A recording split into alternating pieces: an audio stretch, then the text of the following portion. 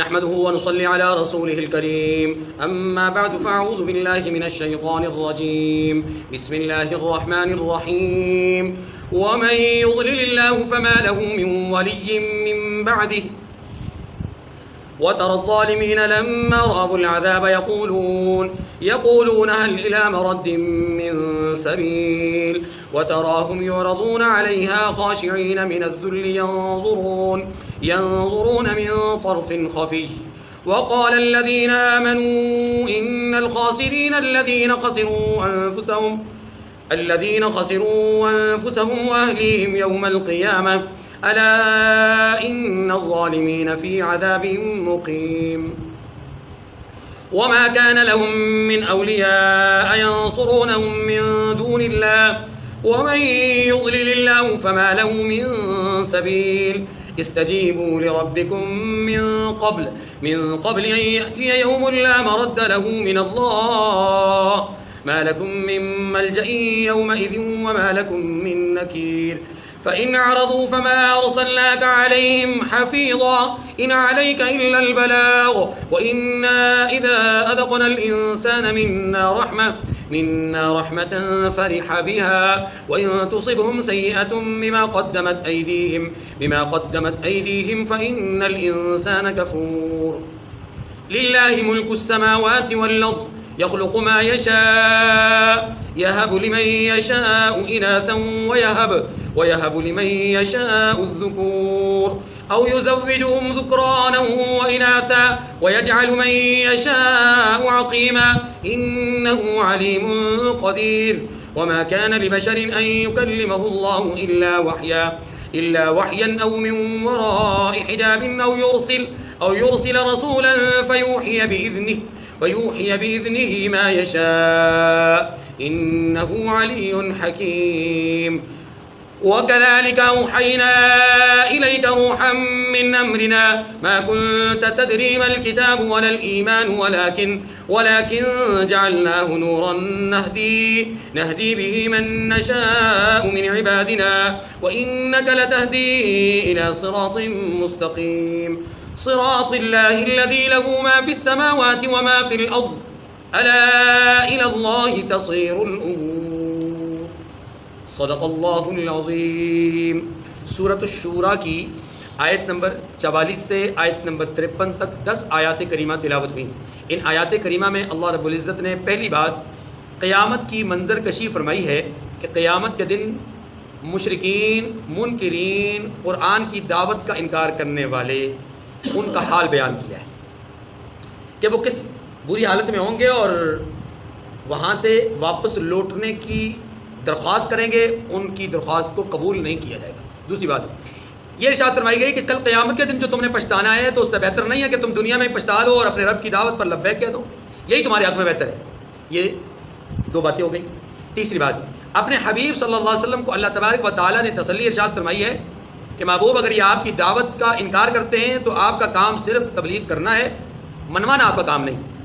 چوتھی بات، انسان کی فطرت اور نیچر کو بیان کیا گیا کہ جب وہ راحت میں ہوتا ہے تو خوشی سے پھولے نہیں سماتا، اور جب اسے کوئی آزمائش اور مصیبت کا سامنا کرنا پڑتا ہے، کسی آزمائش اور مصیبت کا سامنا کرنا پڑتا ہے تو تب وہ ناشکر گزاری کا مظاہرہ کرتا ہے۔ پانچویں بات، اللہ پاک نے اپنی قدرت کا اظہار فرمایا ہے کہ وہ زمین و آسمان کا مالک ہے، ہر چیز کو پیدا کرنے والا ہے۔ خاص طور پر انسانوں کے 4 احوال اولاد کے اعتبار سے بیان کیے ہیں۔ چھٹی بات، اللہ پاک نے وحی الہی کی تقسیم کو بیان کیا ہے اور ایک سوال کے جواب میں یہ بات ارشاد فرمائی ہے۔ ساتویں اور آخری بات، اپنے حبیب صلی اللہ علیہ وسلم کی نبوت اور شان کو بیان کرتے ہوئے ارشاد فرمایا کہ کبھی آپ کو کتاب کا علم حاصل نہیں تھا، لیکن اللہ ہیں جنہوں نے آپ تک اپنا کلام پہنچایا اور آپ کو کتاب کا علم عطا کیا۔ یہی صراط مستقیم ہے، اور صراط مستقیم سے انکار کرنے والے لوگوں کے لیے سوائے جہنم کے اور کچھ بھی نہیں۔ دیکھیے، وَمَن يُضْلِلِ اللَّهُ فَمَا لَهُ مِن وَلِيٍّ مِّن بَعْدِهِ، پہلی بات، جس شخص کو اللہ گمراہ کرے تو اس کے بعد اس کا کوئی دوست نہیں ہے۔ یاد رکھیے، بار بار یہ بات آ رہی ہے، اللہ زبردستی کسی کو گمراہ نہیں کرتے۔ جب کوئی آدمی گمراہی کے سارے اسباب اختیار کر لیتا ہے تو اللہ اس پر گمراہی کی مور لگا دیتا ہے، ٹھپا لگا دیتا ہے۔ اس ٹھپا لگانے کو اللہ کہتے ہیں کہ اللہ گمراہ کرتا ہے، ورنہ گمراہ انسان خود ہوتا ہے۔ اگلی بات وَتَرَى الظَّالِمِينَ لَمَّا رَأَوُا الْعَذَابَ يَقُولُونَ هَلْ إِلَى مَرَدٍ مِّن سَبِيلٍ. فرمایا کہ آپ ظالموں کو دیکھیں گے قیامت والے دن کہ جب وہ دوزخ کا عذاب دیکھیں گے تو یوں کہیں گے کہ هَلْ إِلَى مَرَدٍ مِّن سَبِيلٍ، کیا واپس جانے کی بھی کوئی سبیل ہے، کوئی راستہ ہے واپس جانے کا. جس طرح یہاں اللہ قیامت کا منظر بیان کر رہے ہیں نا کہ قیامت کے دن ظالموں کو آپ دیکھیں گے کہ جب وہ جہنم کے عذاب کو اپنی نگاہوں سے دیکھ کر یقین کر لیں گے تو تب چیخ کر کے کہیں گے هَلْ إِلَى مَرَدٍ مِّن سَبِيلٍ، کیا واپس لوٹنے کا کوئی راستہ ہے. یاد رکھیے اسی طرح جب کوئی آدمی ظالم، ناہنجار، مشرک، اللہ کا انکار کرنے والا، جب اس کی روح قبض کرنے کے لیے فرشتے آتے ہیں نا، اس وقت وہ کہتے ہیں لولا اخرتنی الی اجل قریب اصدق واکن من الصالحین، تھوڑی سی مہلت مجھے مل جائے، میری موت ابھی واقع نہ ہو، کچھ لمحات، کچھ دیر مجھے اور موقع مل جائے تو میں صدقہ بھی کروں گا، میں صالحین میں سے بھی ہو جاؤں گا اور فرمانبردار بھی بن جاؤں گا، بس مجھے تھوڑی سی مہلت مل جائے. لولا اخرتنی الی اجل قریب، تھوڑی سی مدت مجھے مہلت مل جائے. اللہ پاک فرماتے ہیں لن یؤخر اللہ مہلت نہیں دیں گے، تب مہلت نہیں ملے گی. بالکل اسی طرح هل الی مرد من سبیل، قیامت کے دن مشرک لوگ، کافر لوگ کہیں گے کیا دنیا میں واپس لوٹنے کا کوئی راستہ ہے. قرآن پاک نے اس کو بہت سارے مقامات پر اس تمنا کو مختلف الفاظ میں بیان کیا ہے. سورہ راج میں بیان ہوا اور بھی کئی مقامات پر. دیکھیے وَتَرَاهُمْ يُعْرَضُونَ عَلَيْهَا خَاشِعِينَ مِنَ الذُّلِّ يَنظُرُونَ مِنْ طَرْفٍ خَفِيٍّ، اور آپ ان کو دیکھیں گے کہ دوزخ کے سامنے لائے جائیں گے، ذلت سے عاجزی کرتے ہوئے چھپی نگاہ سے دیکھ رہے ہوں گے. توجہ کیجیے، یہاں اللہ پاک نے ان کی ایک حالت کو بیان کیا ہے، ان ظالموں کی ایک حالت کو، کہ جب دوزخ کی طرف ہنکائے جائیں گے، دوزخ کی طرف لے جائے جائیں گے تو اس وقت وہ ذلت کے ساتھ چھپی ہوئی نگاہ سے دیکھیں گے. اصل میں یہ دو لفظ، دو معنی، ذلت اور چھپی ہوئی، یہ ایک لفظ کا معنی ہے. من طرف خفیش، خفیش کے دونوں معنی ہیں، ایک معنی ہے ذلیل ہونا اور دوسرا معنی ہے مخفی ہونا، چھپا ہونا. معنی کیا ہے؟ اب مفہوم کیا ہے؟ مفہوم اس کا یہ ہے کہ قیامت کے دن جب اہل جہنم کو جہنم کی طرف لے جایا جائے گا، سر جھکے ہوئے ہوں گے، ذلیل اور رسوا ہوں گے، نگاہ اٹھانے کے قابل بھی نہیں ہوں گے، نگاہیں بھی جھکی ہوں گی اور وجود سے ذلت اور رسوائی بھی ٹپک رہی ہوگی. اسی منظر کو اللہ نے بیان کیا ہے، ینظرون من طرف خفیش. اب وہ ذلت اور رسوائی والی نگاہ ڈال کر کے دیکھیں گے. ابھی یہ دیکھنا کس چیز کو ہے؟ یا تو جہنم کو دیکھیں گے، یا یہ کہ اپنے رب کی طرف ذلت اور رسوائی کے ساتھ نگاہ ڈالیں گے کہ شاید رب کو کرم فرما دے. لیکن اللہ رب العزت نے تو برملا اعلان کر دیا ہے کہ وہ رحیم ہے، وہ کریم ہے، لیکن دنیا کے اندر اس کی بات کو کسی بھی درجے میں ماننے والے کے لیے، جو کسی درجے میں بھی بات ماننے کے لیے تیار نہیں، اس کے لیے رحیم و کریم نہیں. وقال الذين آمنوا ان الخاسرين الذين خسروا انفسهم واهليهم يوم القيامه. اب اہل ایمان کی بات ذکر کرتے ہیں اللہ، اور مومن لوگ کہیں گے کہ خسارہ اٹھانے والے تو وہ لوگ ہیں جنہوں نے قیامت کے دن اپنے آپ کو اور اپنے گھر والوں کو خسارے میں ڈالا. اصل خسارہ تو یہ ہے. یہ بات کیوں کہیں گے؟ دنیا کے اندر کافر لوگ اہل ایمان کو دیکھ کر کے یہ کہا کرتے ہیں اور کہتے رہے اور کہتے رہیں گے کہ جناب یہ لوگ دنیا آخرت میں، اگر کوئی آخرت ہے بھی تو یہ دنیا میں بھی برباد ہے، آخرت میں بھی برباد ہے.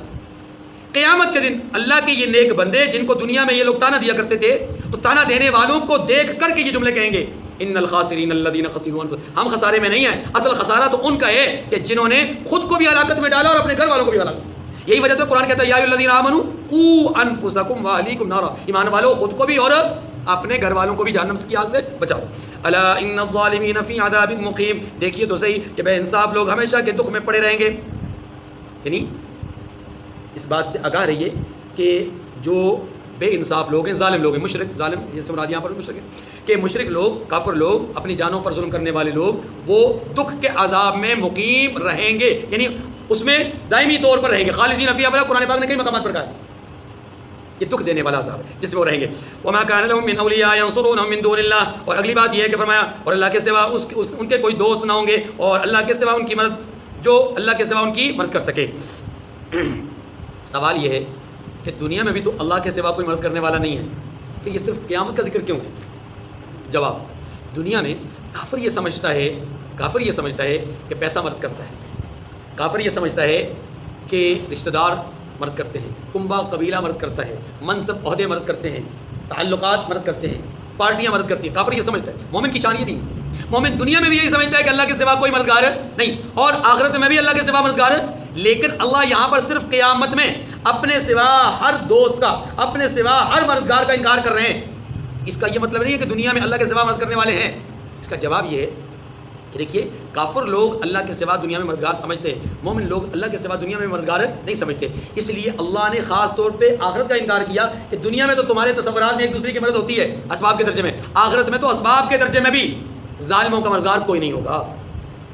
مومنوں کا وہاں پر بھی اسباب کے درجے میں مددگار ہوں گے. نبی سفارش کریں گے, معصوم اولاد سفارش کرے گی, حفاظ سفارش کریں گے, شہداء سفارش کریں گے, لیکن کافروں کی قیامت کے دن اسباب کے درجے میں بھی سفارش نہیں ہوگی, اسباب کے درجے میں مدد نہیں ہوگی. اس لیے یاد رکھیے کہ یہاں جس مدد کا انکار ہے وہ اسباب کے درجے میں ہے, اسباب کے درجے میں بھی مدد کوئی نہیں ہوگی. اور وہ کس کی نہیں ہوگی؟ کفار کی. ان کا کوئی مددگار نہیں, ان کا کوئی دوست اللہ کے سوا نہیں. مالک اچھا ومن یضلل اللہ فما له من سبیل, اور جسے اللہ گمراہ کرے اس کے لیے ہدایت کا کوئی راستہ کوئی سبیل نہیں. یہاں تک تو بات ہے آخرت کی. اب فرمایا کہ آخرت میں پچھتانے سے, جو آخرت میں جو تم نے پچھتانا ہے کہ الی مرد من سبیل, تو کیوں نہیں دنیا میں ہی اللہ کی طرف رجوع کر لیتے. دوسری بات استجیبوا لربکم من قبل ان یاتی یوم لا مرد له من اللہ, ان سے کہہ دیجئے محبوب کہ قبل اس کے کہ وہ دن جو ٹلے گا نہیں, ان اللہ کی طرف سے موجود ہو, اپنے پروردگار کا حکم قبول کر لو. ان سے کہہ دیجئے کہ وہ اپنے رب کا حکم قبول کر لیں اس دن کے آنے سے پہلے جو دن ٹلنے والا نہیں. اس سے مراد دونوں دن ہیں, انسان کی طبعی موت وہ وقت بھی ٹلنے والا نہیں ہے, اور قیامت وہ بھی ٹلنے والی. بات سمجھ آئی؟ ما لکم من ملجأ یومئذ وما لکم من نکیر, اس دن تمہارے لیے نہ کوئی جائے پناہ ہوگی اور نہ تم سے گناہوں کا انکار ہی بن پڑے گا, کیونکہ گناہ پر اللہ ایک نہیں دو نہیں 8 طرح کے گواہ پیش کرتے ہیں. فَإِنْ أَعْرَضُوا فَمَا أَرْسَلْنَاكَ عَلَيْهِمْ حَفِيظًا, یہ تیسری بات فرمایا پھر اگر یہ منہ پھیر لیں تو ہم نے آپ کو ان پڑھنے کے بہانے بنا کر نہیں بھیجا. إِنْ عَلَيْكَ إِلَّا الْبَلَاغُ, آپ کا کام تو صرف احکامات دین شریعت پیغام پہنچانا ہے. وَإِنَّا إِذَا أَذَقْنَا الْإِنسَانَ مِنَّا رَحْمَةً فَرِحَ بِهَا, چوتھی بات کوئی مشکل بات تو نہیں ہے اس میں جو سمجھانے والی ہو. آگے چلیں. وَإِنَّا إِذَا أَذَقْنَا الْإِنسَانَ مِنَّا رَحْمَةً فَرِحَ بِهَا, اور جب ہم انسان کو اپنی رحمت کا مزہ چکھاتے ہیں تو اس سے وہ خوش ہو جاتا ہے, یعنی جب راحت میں آتا ہے تو خوش رہتا ہے. یہاں خوشی سے مراد توجہ, اگر صرف خوش ہونا مراد ہو تو پھر تو یہ کوئی عیب والی بات نہیں ہے. یہاں خوش ہونے سے مراد اترانا ہے. یہ بات ذہن میں رکھیے, یہاں خوشی سے مراد کیا ہے؟ اترانا. کہ جب انسان کو راحت ملتی ہے تو اترانا شروع ہو جاتا ہے, چینا چوڑا کرتا ہے, چھاتی چوڑی کرتا ہے, جناب میرے علم سے, میرے فن سے, میرے کردار سے, میرے ہنر سے یہ مجھے ملا. لیکن وَإِن تُصِبْهُمْ سَيِّئَةٌ بِمَا قَدَّمَتْ أَيْدِيهِمْ, اور اگر ان کو انہی کے اعمال کے سبب کوئی سختی پہنچتی ہے تو سب احسانات کو بھول جاتے ہیں. پھر احسانات کو پھر کیا ہوتا ہے؟ فَإِنَّ الْإِنسَانَ كَفُورٌ, بے شک انسان بڑا ناشکر ہے. یہ بات بتلاتی ہے, یہ والی بات بتلاتی ہے کہ فریحہ بہا کا معنی اترانا تھا. ورنہ اگر فریحہ کا معنی وہی خوشی ہوتی عام, تو مومن تو خوش ہوتا ہے تو اس خوشی میں اللہ کا شکر ادا کرتا ہے, اور مومن اگر کوئی غم اس کو پہنچتا ہے اس وقت صبر کرتا ہے. تو دونوں پہلو مومن کے حق میں بہتر ہیں. لیکن یہاں تو اللہ نے اس فریحہ کے مقابلے میں کفور کا لفظ ذکر کیا. معلوم یہ ہوا کہ فریحہ بہا کا معنی کیا ہے؟ اترانا, غرور کرنا, تکبر کرنا. اور اس کی بالکل واضح مثال سورۃ الفجر کے اندر وہ دو آیات ہیں. فَأَمَّا الْإِنسَانُ إِذَا مَا ابْتَلَاهُ رَبُّهُ فَأَكْرَمَهُ وَنَعَمَهُ فَيَقُولُ رَبِّي أَكْرَمَنِ, جب اسے اکرام, جب اسے نعمتوں سے نوازا جاتا ہے, جب اس کو خیر عطا کی جاتی ہے, مال و دولت عطا کیا جاتا ہے, تو کہتا ہے میرے رب نے میرا اکرام کیا ہے. یہ فریحہ بہا. لیکن وَأَمَّا إِذَا مَا ابْتَلَاهُ فَقَدَرَ عَلَيْهِ رِزْقَهُ, اس کے رزق کو جب اللہ تنگ کر دیتے ہیں آزمائش کے لیے, کیا کہتا ہے؟ فَيَقُولُ رَبِّي أَهَانَنِ, میرے رب نے میری توہین کی ہے. یہ فَإِنَّ الْإِنسَانَ كَفُورٌ.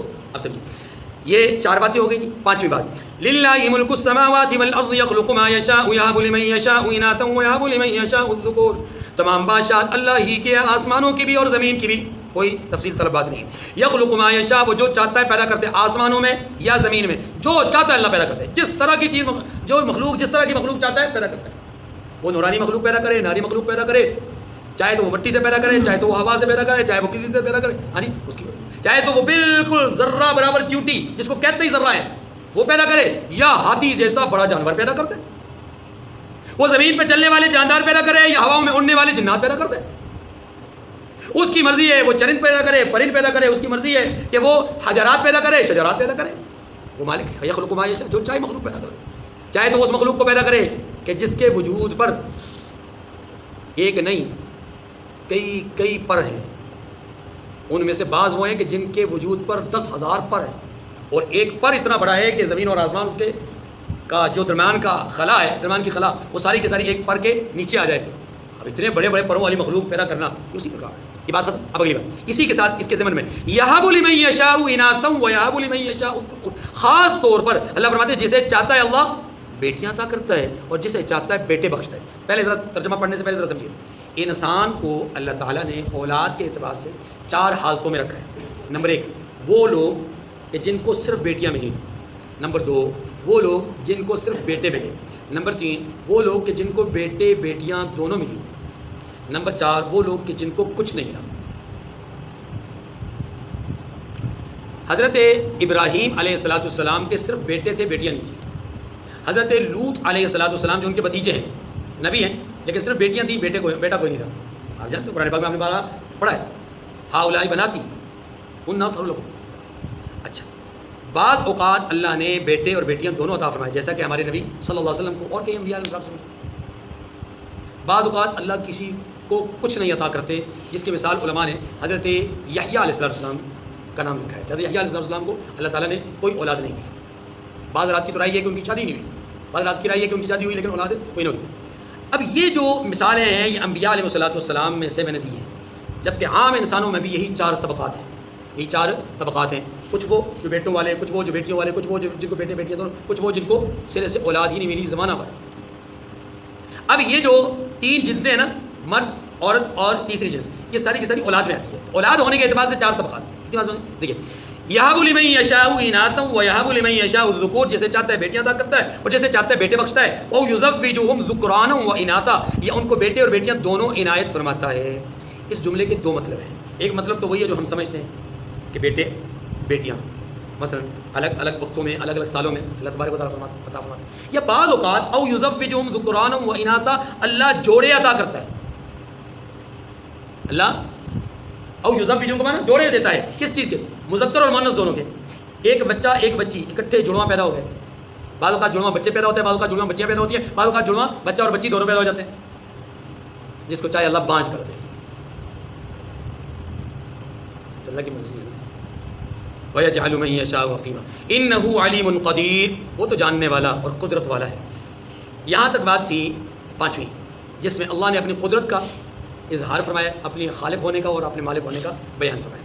اب 6ٹھی بات، وہ بات کیا ہے؟ اس کو سمجھنے سے پہلے ذرا آپ پس منظر سمجھیں۔ مشرکین مکہ اکثر و بیشتر رسول اللہ صلی اللہ علیہ وسلم کو ایک بات کہا کرتے تھے، اے محمد، اگر اللہ نے نبی بنانا تھا تو آپ کو کیوں بنایا؟ وہ ہمیں کیوں نہیں بنا دیا؟ سردار تو ہم ہیں، دولت والے تو ہم ہیں، یا ہمیں بنا دیا جاتا یا طائف میں سے کسی سردار کو بنا دیا جاتا۔ یہ بات کہا کرتے تھے، اور اسی کے ضمن میں یہ بات بھی کہہ دیتے تھے کہ اچھا چلو کبھی فرشتہ آئے نا آپ کے پاس وہی لے کر کے، اسے کہہ دیجیے گا ذرا ہمارے پاس بھی آئے نا، ہمیں پتہ چلا کہ آپ کے پاس واقعی فرشتہ آتا کہ نہیں آتا۔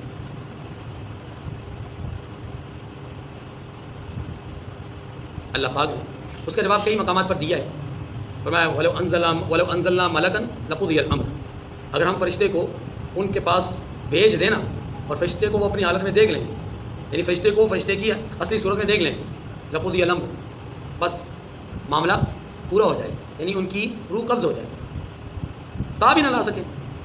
خود رسول کائنات صلی اللہ علیہ وسلم نے ارشاد فرماتے ہیں 2 دفعہ دیکھا ہے جبرائیل امین کو، صرف 2 دفعہ اصلی حالت میں، ورنہ تو وہ کسی نہ کسی صحابی، کسی اجنبی، کسی غیر کی صورت میں آتے تھے۔ مشہور حدیث ہے نا، بخاری شریف کی سب سے پہلی حدیث ہے، حدیث جبرائیل اس کو کہتے ہیں۔ جبرائیل علیہ السلام آئے، پراگندہ بال ہیں، صحابہ کرام کہتے ہیں ہم نے دیکھا کہ ایک اجنبی ایک عربی آیا ہوا ہے، ہاں جی، پراگندہ بال ہیں، گرد و غبار سے جسم اور کپڑے اٹے ہوئے ہیں، ہاں جی، اور آ کر کے سوال کرتا ہے، ایک دوسرا تیسرا چوتھا 5-6 اس نے سوالات کیے۔ جب وہ چلے گئے وہ عربی جب چلا گیا سوالات کر کے، تو اللہ کے نبی نے فرمایا کہ جانتے ہو کون تھے؟ حاضہ جبرائیل، یہ جبرائیل تھے، آئے کیوں تھے؟ تمہیں تمہارا دین سکھانے کے لیے، کہ سوالات وہ کریں میں جواب دوں تمہیں معلوم ہو۔ اب وہ انسانی صورت میں آئے تھے۔ تو مشرکین کہا کرتے تھے کہ اے محمد، آپ کو اللہ نے نبوت کے لیے چنا بقول آپ کے، ہمیں کیوں نہیں چن لیا؟ وہی آپ کے پاس آتی ہے، ہمارے پاس کیوں نہیں آتی؟ فرشتہ آپ کے پاس آتا ہے، ہمارے پاس کیوں نہیں آتا؟ اللہ پاک نے انسانی باتوں کا جواب اس مختصر سی آیت کریمہ میں بیان فرمایا کہ اللہ کی طرف سے وحی آنے کی 3 صورتیں ہیں۔ وہ کہا کرتے ہیں اللہ کی وحی آتی ہے، اللہ کی طرف سے کلام ہوتا ہے آپ کے ساتھ، تو ہمارے ساتھ کلام کیوں نہیں ہوتا؟ اللہ پاک نے فرمایا کہ اللہ کی طرف سے کلام آنے کی یا کلام کرنے کی 3 صورتیں ہیں، یا تو اللہ وحی کے ذریعے سے کلام کرتے ہیں، یا اللہ تبارک و تعالیٰ فرشتہ بھیج کر کلام کرتے ہیں، یا یہ کہ اللہ خود پردے کے پیچھے سے ہم کلام ہوتے ہیں، وہی بھیج کر پردے کے پیچھے سے، یا فرشتہ بھیج کر کے اللہ اپنے بندے سے ہم کلام ہوتے ہیں۔ گویا اللہ کی طرف سے وہی آنے کی یہ 3 صورتیں ہیں، ہم کلام ہونے کی یہ 3 صورتیں ہیں۔ تو وہ کہا کرتے تھے ہم سے کیوں ہم کلام نہیں ہوتے؟ وہ تو اللہ تبارک و تعالیٰ کے فرشتے جبرائیل امین نے ایک دفعہ ایک بات کہی کہ یا رسول اللہ ایک دفعہ نا میں اللہ کے بہت قریب ہوا، اللہ کے بہت قریب ہوا اور بہت قریب ہو کر کے میں اللہ سے ہم کلام ہوا. جبرائیل کتنا قریب ہوئے؟ کہا یا رسول اللہ میرے اور رب کے درمیان 70,000 حجاب تھے. اللہ اکبر، 70,000 حجاب تھے. اور جبرائیل امین کیا کہتے ہیں؟ میں اتنے زیادہ قریب ہوا، یعنی مخلوق میں سب سے زیادہ قریب وہ ہوئے. پھر اللہ نے اپنے حبیب کو اپنے اتنے قریب کیا کہ فکان قاب قوسین او ادنا.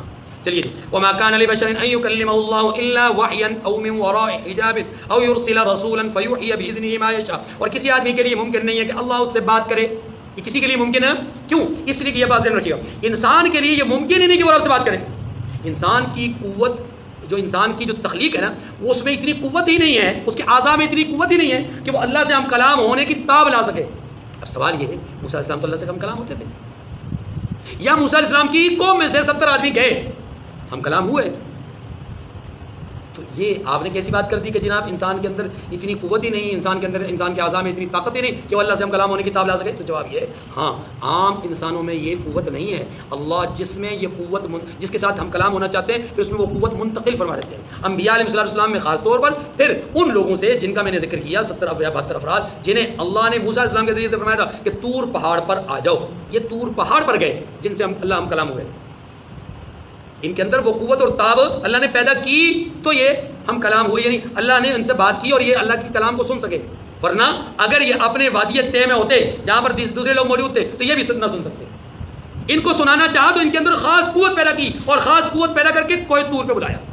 اب بات سمجھیے. تو ایک بات تو یہ ہے کہ انسان کے اندر چونکہ ایسی قوت نہیں ہوتی جو اللہ سے اللہ کی بات کو سن سکے، اس لیے نفی کر دی کہ انسان کے اندر یہ طاقت ہی نہیں ہے. ہاں اللہ طاقت پیدا کر دیتے ہیں کچھ لوگوں میں، اور پھر طاقت پیدا کر کے پھر ان سے 3 طرح سے کلام کرتے ہیں. نمبر 1 الا وحیا، وحی کے ذریعے سے. اب وحی کے کئی معنی ہیں، توجہ کیجیے. وحی کا ایک معنی ہے خفی یا مخفی چیز، معنی پوشیدہ طور پر چھپے ہوئے انداز میں مخفی طریقے سے اللہ بات اس کے دل میں ڈال دیں. اس کو ہم الہام کہتے ہیں. اس کو ہم کیا کہتے ہیں؟ الہام. کبھی وحی ہوتی ہے خواب کے ذریعے سے، کبھی وحی ہوتی ہے القاء کے ذریعے سے. یاد رکھیے عام انسان کے دل میں جو اچھی بات آتی ہے وہ اللہ کی طرف سے الہام ہوتا ہے، اور نبی کے دل میں جو اچھی بات آتی ہے وہ القاء ہوتا ہے. سمجھ لیں؟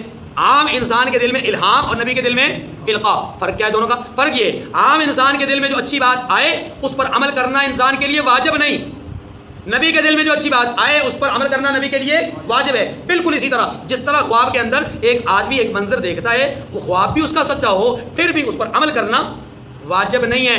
نبی کا خواب ہوتا ہی سچا ہے، پہلی بات. دوسری بات یہ کہ نبی کے خواب پر، نبی کا اپنے خواب پر عمل کرنا واجب ہوتا ہے. بہت ساری مثالیں. حضرت ابراہیم علیہ السلام کا خواب، حضرت پاک صلی اللہ علیہ وسلم کا لقد صدق اللہ رسولہ الرؤیا، وہ جو عمرہ کے لیے جانے والا خواب ہے. یہ خواب کیا ہوتے ہیں؟ سچے ہوتے ہیں. لیکن عام انسان کا خواب اگر اس کو آ جائے سچا بھی ہو تو تب بھی اس پر عمل کرنا واجب، نبی کے لیے عمل کرنا واجب ہوتا ہے.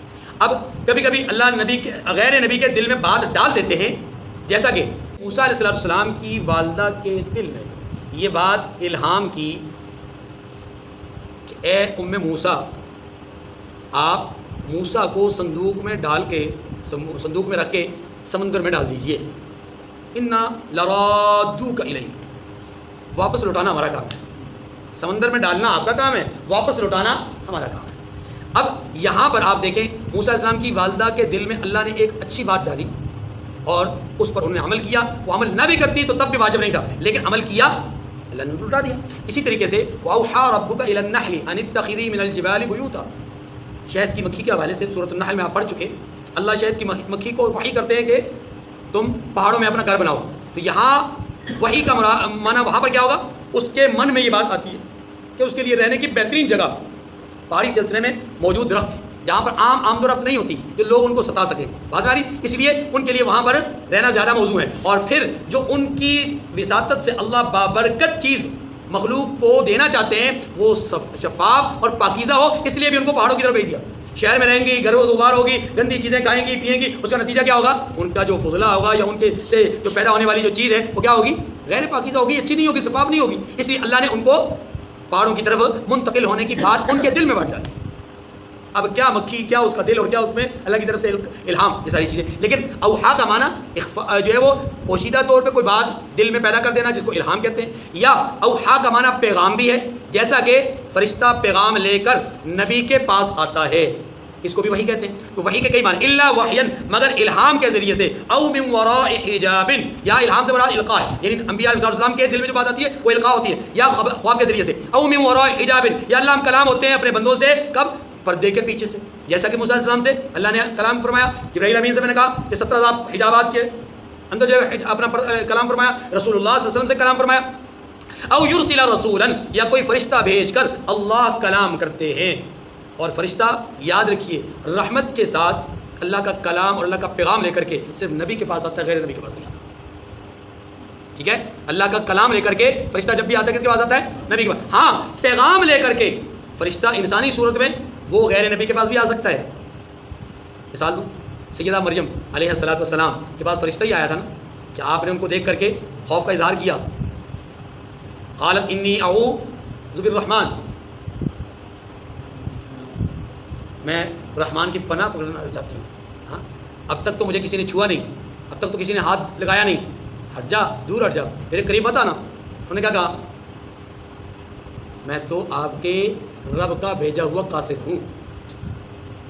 یہ ہے پیغام لے کر آنا. چلیے، فیوحی بإذنہ ما یشاء، تو اللہ کے حکم سے جو اللہ چاہے القاء کرے، یعنی بات پہنچائے. انہ علی حکیم، بے شک وہ عالی رتبہ اور حکمت والا ہے. عالی رتبہ ہے اللہ، تو جس کے پاس اپنا کلام بھیجتا ہے وہ بھی عالی رتبہ ہو جاتا ہے. اور کلام کیوں مخصوص لوگوں کے پاس بھیجتا ہے؟ اس کی حکمت ہے. اگلی بات، ساتویں اور آخری بات جناب، اور وہ بات کیا ہے؟ اللہ فرماتے ہیں وَكَذَلِكَ أَوْحَيْنَا إِلَيْكَ رُوحًا مِّنْ أَمْرِنَا، اور اسی طرح ہم نے اپنے حکم سے آپ کی طرف روح کو بھیجا ہے. ہم نے اسی طرح آپ کی طرف اپنے حکم سے روح کو، یہاں روح سے مراد کیا ہے؟ توجہ کیجیے گا، یہاں روح سے مراد بعض حضرات کی رائے یہ ہے کہ روح القدس ہے، جیسا کہ ترجمہ میں بھی لکھا ہوا ہے.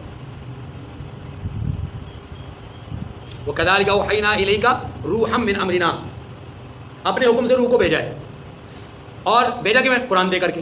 بعض رات کہتے ہیں نہیں، روح القدس کو قرآن دے کر نہیں بھیجا، بلکہ اللہ یہ کہتے ہیں کہ وَكَذَلِكَ أَوْحَيْنَا إِلَيْكَ رُوحًا، یعنی قرآن مِّنْ أَمْرِنَا، ہم نے آپ کی طرف قرآن کو بھیجا ہے اپنے حکم سے. روح القدس کا ذکر نہیں ہے یہاں پر، ڈائریکٹ قرآن کا ذکر ہے. تو روح سے مراد بعض حضرات کے نزدیک روح القدس ہے، اور بعض کے نزدیک قرآن ہے، اور اکثریت مفسرین کی رائے یہی ہے اس سے مراد قرآن ہے. آئیے ذرا ایک دفعہ تازہ کر لیجیے اس عنوان کو، تبلیغ قرآن کے ذرائع. تبلیغ قرآن کے اس سورہ مبارکہ کا مرکزی عنوان تبلیغ قرآن کے ذرائع. بات قرآن سے شروع ہوئی تھی، ختم بھی قرآن پہ ہو رہی ہے. اور یہ ہے کہ قرآن کا پتہ نہ ہونا، یہ بات تو سمجھ میں آتی ہے. قرآن کا پتہ نہ ہونا یہ بات تو سمجھ میں آتی ہے کہ نزول وحی سے پہلے قرآن کی بات معلوم نہیں. قرآن کیا ہے، اس میں کیا ہے، اس کے اندر واقعات کیا ہیں، احکامات کیا ہیں، یہ بات معلوم نہیں تھی. یہ بات سمجھ میں آ گئی. لیکن ایمان کیا ہے یہ معلوم نہ ہونا، یہ نبوت کے شان کے خلاف ہے. نبی پیدائشی مومن ہوتے ہیں، نبی پیدائشی مومن ہوتے ہیں. اعلان نبوت نبی بعد میں ایک مخصوص وقت کے بعد جا کر کرتے ہیں، ورنہ پیدائشی طور پہ خود کون ہوتے ہیں؟ مومن ہوتے ہیں. اب اللہ کہتے ہیں کہ آپ کو ایمان کا پتہ نہیں تھا، حالانکہ عقیدہ یہ ہے کہ نبی پیدائشی مومن ہوتا ہے. نبی نبوت کے اعلان سے پہلے بھی اللہ کی معرفت رکھتا ہے، اللہ کی معرفت رکھنے والا مومن ہوتا ہے. تو سوال یہ ہے کہ اللہ نے پھر نبی کیوں کی ایمان کی؟ کیا آپ کو ایمان کا پتہ نہیں تھا؟ حالانکہ اگر ایمان کا پتہ نہیں تھا تو غار حرا میں کیا کرتے تھے؟ ایمان کا پتہ نہیں تھا تو آپ نے سچائی اور دیانتداری کو کیسے تھامے رکھا؟ ایمان کا پتہ نہیں تھا تو آنکھوں میں حیا کیسے تھی؟ ایمان کا پتہ نہیں تھا تو دل و دماغ پاکیزہ کیسے تھا؟ ایمان کا پتہ نہیں تھا تو کبھی بھی آپ نے غلط اور ناجائز اور گناہ والی مجلس میں آپ نے قدم نہیں رکھا. ایمان کا پتہ نہیں تھا کبھی آپ نے کسی کے ساتھ ظلم نہیں کیا. ایمان کا پتہ نہیں تھا کبھی آپ نے جھوٹ نہیں بولا. تو پھر اللہ نے کیوں کہا کہ آپ کو ایمان کا پتہ نہیں تھا؟ سوال سمجھ آ گیا؟ اب ترجمہ کے لحاظ سے تو یہ بات بڑی ہی خطرناک معلوم ہوتی ہے. تو جواب سمجھیے. جواب یہ ہے کہ بھیا کس نے کہا کہ اس ایمان سے مراد وہ ایمان ہے جو ہم ایمان سمجھتے ہیں؟ بھائی اس ایمان سے مراد وہ ایمان ہے ہی نہیں. پہلا جواب یہ ہے کہ وہ ایمان ہے ہی نہیں، بلکہ اس ایمان سے مراد نماز ہے. کہ آپ کو قرآن کا بھی پتہ نہیں تھا، آپ کو نماز کا بھی پتہ نہیں تھا کہ نماز کی رکعات، اس کے اوقات، اس کے احکامات، اس کے فرائض آپ کو پتہ نہیں تھے. عبادت آپ کرتے تھے لیکن نماز کا آپ کو پتہ نہیں تھا. یہ تو نماز کا پتہ چلا معراج میں. بس ساری بات بالکل درست ہے. آپ کو کتاب کا بھی پہلے پتہ نہیں تھا، آپ کو نماز کا بھی پتہ نہیں تھا. اب کوئی بندہ کہے کہ جناب ایمان سے نماز کیسے مراد لی جا سکتی ہے؟ جواب یہ ہے کہ قرآن مجید نے کہا ہے وما کان اللہ لیضیع ایمانکم.